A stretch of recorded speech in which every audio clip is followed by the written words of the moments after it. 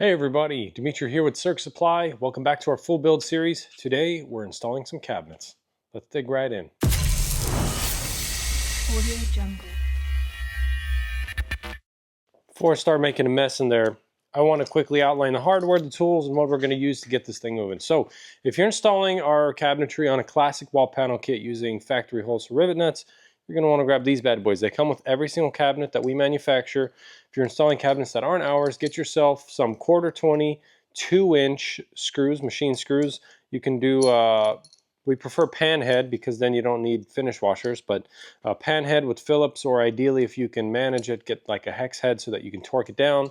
And if you're using our L-Track wall panel kit, or say you have an L-Track kit, and you're installing our cabinets, you're going to want some L-Track studs. Let me see if I can get this little, see if I can get everything puts back together here. There we go. So there it is. We went over studs in a different video. Feel free to check out our channel and check out our last video on the track kit for a little bit more info. But I'm going to be basically mounting all of the base cabinetry and part of some of the overhead cabinetry using these. I'll show you some tips and tricks. Without further ado, let's get inside and show you what we're working on. All right, please excuse the mess. I have had some help just dry fitting a lot of the cabinetry that we're putting in. Hello to myself there. So to start, number one, let me just show you the cabinetry that's going in this bad boy. Set that down. Okay, we have the new Serg Supply toilet, allowing us to potty in place. Very nice, very convenient. We've got the Murphy bed system over here, passenger side, driver's side. Ignore the adventure wagon bag. I'll show you how to mount those, but we're not going to end up doing them in this build. And then last but not least, our tapered kitchen, the 3-section infamous tapered kitchen. We are running it with an isotherm DR130 on the inside. I've left it open so we can get to the mounting channels back there. Sink, Serg Supply sink on this side. And then a nice, slick Dometic 2-burner gas stove on this side. So everything is loosely held on aside for that overhead cabinet, which I will get into in a little bit. And we're going to show you guys how we mount the tips and tricks we use to make it go smooth and painlessly. Okay, first things first, we need to align the cabinet where we want it to live, and access is going to be the name of the game here. So with any of our cabinets, you press down the levers on the back of the hinges and they simply release. Simply is a heck of a word. I'm going to pull you guys a little closer and show you exactly what those levers look like here. Bam. So levers on the back. So these guys lock the hinges in. If you just press these down and lift the back of the hinges, everything else will come off. Let me set you down here and see if I can get you a good view on the release of these guys. So there's one, there's two. Voila. Get a little bit more light here in a sec for you. And let's talk about these back channels. So I am looking through these channels very carefully to find out which these pre-cut heights line up with my L-Track. Now I've got a good view on it. It's going to be these two right here. There's 1 and 2 that I'm going to aim for. You can mark them with a Sharpie to make it easier, but for me, I think this is going to be good enough for this compartment. I'm going to aim for 2 minimum, but 3 is ideal. So 2 will go in this front compartment, 1 will go in that rear-facing vertical compartment. I'm going to show you a quick trick with the L-Track studs to make your life a little bit easier. As you're mounting these, you might run into this. You put the stud in, you push this plate in place, you line it up perfectly, and then you breathe a little too hard, and then this front piece falls off, and now your stud's dislodged. It's kind of a pain in the butt. Some companies give you rubber washers with the L-Track. Some just don't care about your suffering. Luckily here at Serg Supply, I kind of care. And so, let me show you what I do. Electrical tape here, and I'm gonna, you can punch a hole, but I'm just gonna snip a little something here. Got a little gap there, and then let me stage this somewhere where you can see it. There we go. I'm gonna take that hole on the electrical tape and slide the head of my stud right through it. Voila. So now, when I go back here to put this stud in, I'm lucky at all, I can give you guys a good view at this. My stud is going to go about here. So the idea being you get the stud in place. Here. Move it over to get it locked. Voila. Push the plate in place with the electrical tape. And there we go. Electrical tape is not going to let this thing move around and dislodge. So I'm going to go ahead and put the others up, and we'll push the cabinet in place and show you how we tighten it down. Now with the studs in place, I'm going to give the cabinet a nice good push. And with some luck, our studs are exactly where we want them. And this is the time for you to take your washers and start threading them on just lightly for now. We're going to go back and make sure that all these studs anchored properly before we really crank this thing down. One thing you may note about the washers that come with most L-Track, it's a little bit on the wimpy side. So let me put this light so I'm not blocking you guys. If you have the ability, oh come on buddy, there we go. If you've got the ability, throw these little guys away and get yourself some larger washers. These are the 2-inch washers that come with our overhead cabinets. I've used the step bit that comes with all the ceiling and wall kits to widen it out a little bit. That's going to do a much better job at holding your stuff in place. So if you have the luxury, please get yourself some bigger washers. If not, these will do just fine, but safer is always better. Certainly not a requirement, but helps a ton is an impact driver like this. Oh man, sorry, the backwards camera is really hard for me to navigate. You do not want to crank this thing to all oblivion. I'm just using it to speed up the tightening process so that I can pull it to the wall. I'm going to go back with a torque wrench and hit these real good, but it saved me that couple minutes of time of having to thread it all the way down. So if you got the luxury, awesome. If not, don't worry about it. A standard hand tool or ratcheting socket wrench will do just fine. Please ignore my hanging power cables here. This cabinet is mounted. It's mounted quite well. The L-Track studs, the track wall system's holding it in place. It's not going anywhere, but I would like to turn your attention to this fastener right here. Just to be safe, I would recommend adding another fastener into the floor. There are fasteners that come with our cabinets, but there's one thing I must note. Number one, make sure there's no debris behind the cabinet like mine.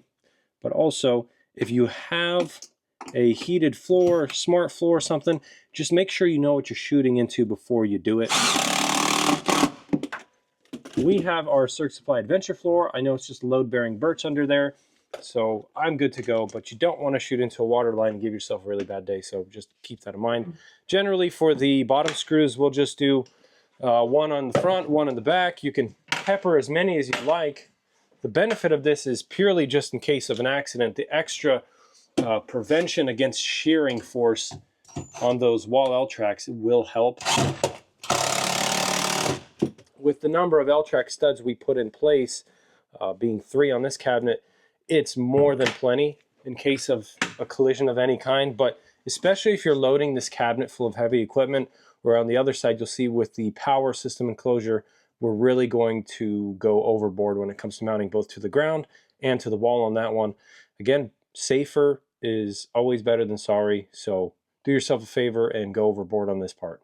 At this point in time, we are good to put our doors back on. I want to quickly show you how that works. So, opposite of what we did before, instead of, as you know, when we undid the lever, we lifted the back first and then tilted the whole thing up. But with this one, we want to catch this front hook first and then just fold the hinge back onto the locking mechanism. You'll hear it click if it sits right. Just listen. Bam! And then awesome. Just give it a good couple wiggles to make sure everything's seated properly and move on to the next door. Moving on to the toilet cabinet. This is not tall enough to hit our L-Track. I really don't want to shoot into the wall here because their slider door mechanism lives there. So generally for these guys, we'll do 2 screws into the floor, 2 into the adjacent cabinet. I'm going to do 3 into the floor this time. And first hint or clue I'll give you is make sure you like how it's sitting. Double check the alignment. Most importantly, on the outside of the van where the slider door is, because that will be more painfully obvious. I love how it's sitting up against this other cabinet. And so I will begin by shooting just 1 screw in the back. And 1 in the front.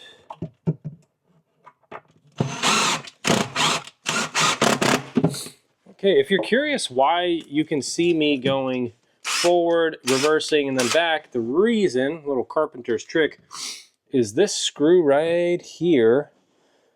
Basically, when it gets through that first layer of wood and it touches the second, it's going to take a few rotations for it to actually break the surface of the second surface, I guess.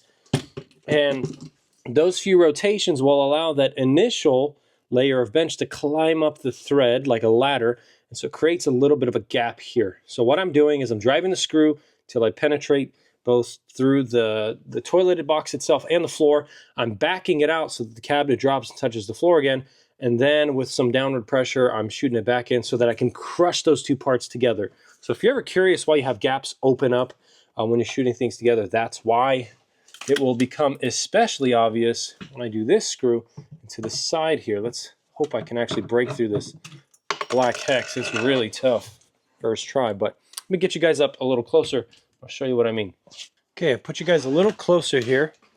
I've grabbed my 1 1/4" fasteners, and if you look close enough, just watch. As soon as I contact this other cabinet, it's going to push it away a little bit.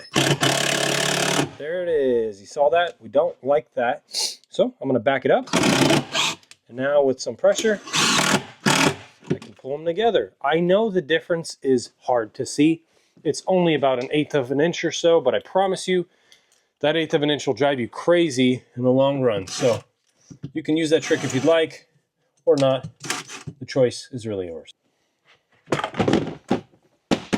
Got a little ahead of myself and installed the sink and the stove. So before we get those guys in permanently, take them out because they're going to get in the way of this next step. The more access you can get to those fasteners in the back, the better your life is going to be. So if you're going to pull out your sink and you realize, oh my gosh, I can't get it out, it's stuck, there are these weighted pads on the left and right side of the sink. Just squeeze with your hands towards the inside. Should release those weighted pads. You see them right here? These guys are causing you that headache. So now we've got everything out. Let's get ready to go. Okay, I'm behind the cabinet in the sink compartment and the fridge compartment. I want to show you something that maybe not a lot of people would want you to see. There are no secrets here. Wheel wall boxes were nice and easy. They lined up perfectly. See if you can see this without me blinding you. The L track is not centered on the back of our kitchen cabinet. This cutout is slightly off. This could be for a number of reasons, one of which might be all the Landau foam we stuffed underneath the floor to give it a nice soft feel, but I'm going to show you how to work around it, just in case you do run into this. And to be clear, I'll have to do it on 1, 2, and 3 mounting holes that I'm going to use. I could remove the drawer boxes and pull them out and put a 4th. That's all good and well. I do not think it is necessary for this cabinet. Again, 2 is good, 3 is ideal, 4 is just going crazy. And because I really peppered that wheel wall box holding our power system, I don't really feel the need to go crazy on this one. So I'm going to grab a 1-inch hole saw and I'm going to bore these out and get myself some pretty little mounting points ready to go. What kind of hole saws, you might ask? Well, today in this video, I'm using these off-brand, generic, cheapo, crap hole saws because these hole saws I only use for wood. I like to use the nice hole saws like my Diablos and Milwaukees for metal. I know they're not even meant for metal necessarily, but they do a much cleaner job. So that's why I like to use them. And in our video showing how to do kind of wire pass-throughs through walls, I dove in a little bit more why we don't use the metal hole saws on the places we do, mostly in case you're curious, because it punches the fragment through in a place where we'll never be able to fetch it, and that's no good. Whereas with the wood hole saws, it saves that metal plate inside the hole saw so I can throw it away later and I don't have to worry about rust issues down the road. So, got a 1-inch hole saw. This doesn't need to be pretty. I'm going to go widen out those holes in the back and give ourselves a nice smooth pass-through for our L-track stud.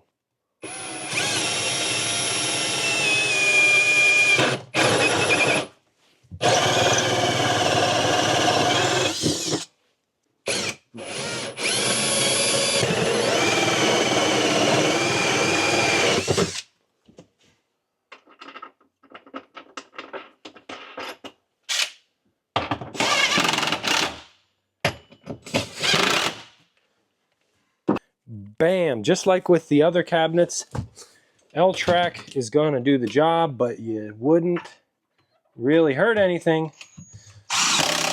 with a little extra in the floor. So put a couple screws in the ground for safe measure if you can. And now your kitchen cabinet is mounted and it's not going anywhere.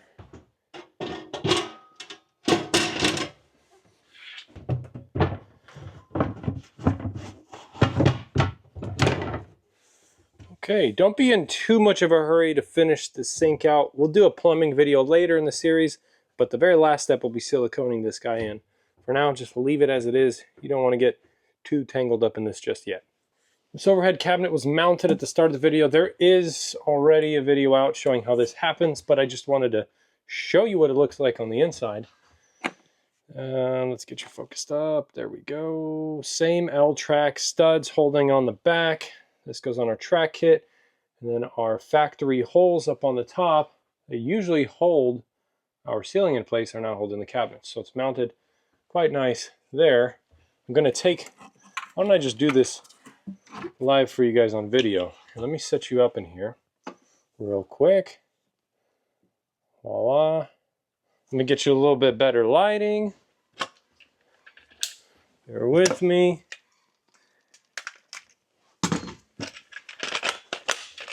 Let's wire this thing up, why don't we? It's as easy as this. Run your cable. If you have our pre-wired kit, this should already come just like that for you. Red is hot, black is ground. If you're looking at the back of our distribution plug, there is a brown wire and a blue wire. That brown wire is going to be our hot line. Bing. Haha, just kidding. All right, and then hotline bling, actually. Blue wire's ground. There we go. Let's test this out. I should be able to just bang, look at that. So these are good to go. We're going to put plates on the bottom and the back to tidy up all these wires and screws, but for now, we're just going to kill the DeWalt battery in there and move right along. There it is, folks. The base cabinets, the overhead cabinets are mounted in the Sprinter 144 high roof, our show van for this year. So if you guys are going to be attending any Adventure Van Expos, come by, check this thing out in person. This is the van that I'm taking to all of our shows.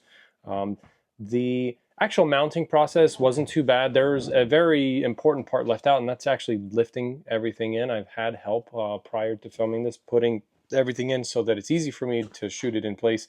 These cabinets are not lightweight. And anybody who tells you that beautiful pre-finished 3/4 inch bamboo on a load-bearing black hex ply core is lightweight, well, they are liars. But I don't think anybody's saying that anyway. Point is, get a helping hand. Overhead cabinets, especially, trying to align things so you can get a fine threaded machine screw in place while holding the whole thing up. It's not fun. And I don't recommend anybody do this solo, especially if you have a power system installed. Quick tip on your other cabinets, if you are loading solo, remove the drawer boxes, remove the doors. I showed you how to unclip the actual doors in this video. For the drawer boxes, there are just these levers underneath. You squeeze towards you, give it a nice big pull, and it'll pop off the rails. Very simple to do. So get a helping hand. If you're watching this video and you're curious and you may want to purchase any of the products in the video, before you do, head to our site and use code YT25 for a discount that's specifically just for you folks on YouTube. And if you don't already know, we have a Facebook group where you're more than welcome to join us, sergsupply.com or facebook.com/sergsupply. We'd love to interact with you, hear from you guys. The next video I'm going to film actually here in a short moment. It's going to be some of the wiring stuff involved with this kitchen unit before it's ready for a fridge. And then we will probably wrap this build up here in the next month or so. So very excited. Thanks again for sticking to the end. I appreciate you guys watching. And as always, happy building.